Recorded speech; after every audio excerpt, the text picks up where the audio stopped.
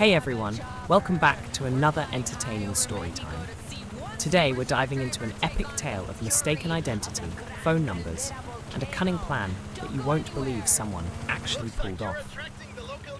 Another post on here reminded me of this one.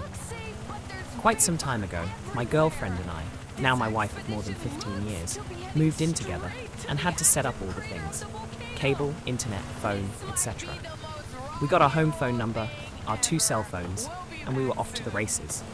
Almost immediately, we start getting calls for an establishment that does custom framing and various other art-related things. Let's call them Expo for Art. Of course, we had caller ID, and we had friends that would call us. But inevitably, if we didn't recognize the number, it was someone wanting to find out if their order was complete, or their frame was done, of what their hours were, or any of 1,000 other questions. I'm sure anyone else who had this happen will recognize this exchange. Sorry, that's no longer their number. This is a residence. Yes, I'm sure. No, I'm not giving you my address. No, I don't know their new number. Yes, I have a phone book, but so do you. Eventually, after 1,000 of these, and changing the message on our answering machine to say this is not, I repeat not, Expo for Art. If you are trying to reach Expo for Art, please hang up, look up their number, and try that, because we aren't them. Eventually, I got my gazillionth call, and I asked the person on the other end of the line where they keep getting this number. Well, it's printed on my receipt. I guess I'll just call this other number. Any chance you can give me that one? Thanks. I call it. Hello, Expo for Art. You guys are still giving out my home phone number on your receipts. Yeah, so. Well, fucking stop it. It's been at least a year since you haven't had that number. At least cross it out or something. That's a pain in the ass. I'm not making my employees do that. So you're the manager? I'm the owner. So let me see if I have this right. You, what was your name again? Let's call him Fred. You, Fred, have decided that it's too inconvenient to cross my home phone number off of your receipts, so you're just going to keep giving it out. Yup. What are you going to do? Sue me? Maybe. Whatever. I've got shit to do. Bye. I called a lawyer. Didn't really have a leg to stand on. I went to the store and asked for Fred. Fred's not here. He's hardly ever here, really. You want me to call him? No, I'm fine. I know this is going to sound odd, but is there any chance I can see one of your receipts? She picks up a receipt book and shows it to me. Sure enough, it's got my phone number at the top, above another one. I say, I thought so. I couldn't get you at the other number. Some guy yelled at me, and I didn't have my old receipt, so I had to come down here. We've been having that happen a lot, ever since Fred decided we didn't need 2 phone lines. But he had just bought like 20 boxes of these receipt books and business cards, and he's too cheap to buy more until they run out. I'd hate to be that guy. Yeah, that's gotta suck. So I went home and hatched my evil plan. Next phone number I didn't recognize. Hello, Expo for Art. Hi, this is Mary Smith. I dropped off a thing last week to be framed. Is it ready? Let me check. Yup, we finished it this morning. I hope you don't mind, but we decided to upgrade the matting because of the weight of the piece. It's the same color and won't be charging you for it, since it was my decision. Oh, thank you. I'll be down to pick it up later today.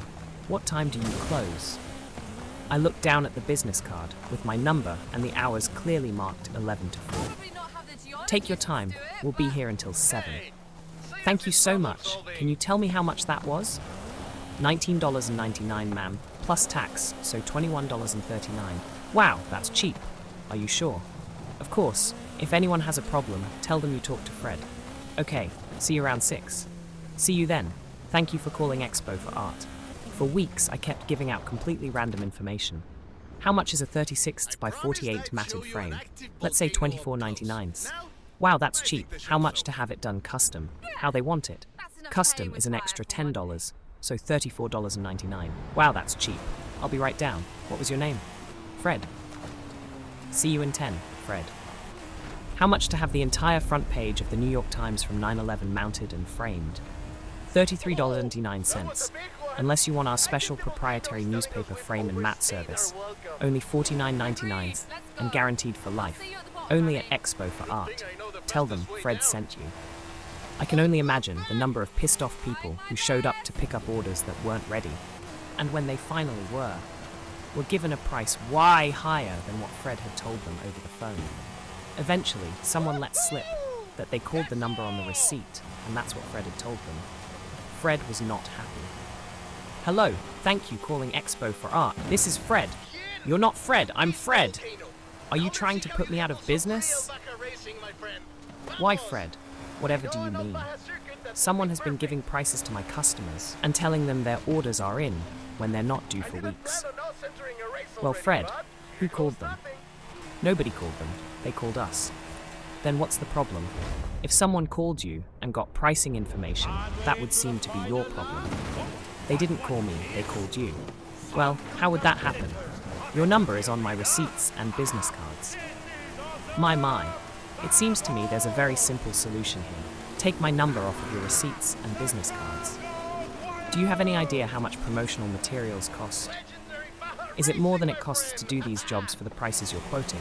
Is it more than it costs to lose customers, or less than that? This is extortion. Call it what you want, Fred.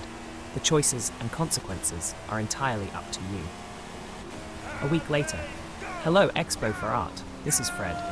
I've ordered new receipt books and cards. Can you please stop this bullshit? Sure. Bye, Fred. ETA. Holy smoke. By far my most liked post ever. Thanks for the awards, everyone. I didn't even know platinum was a thing. Thanks, guys. I hope you enjoyed hearing about the tale of mistaken identity and the humorous yet effective solution to the Expo for Art phone debacle. Don't forget to leave your thoughts down below, and we'll see you next time for another interesting story.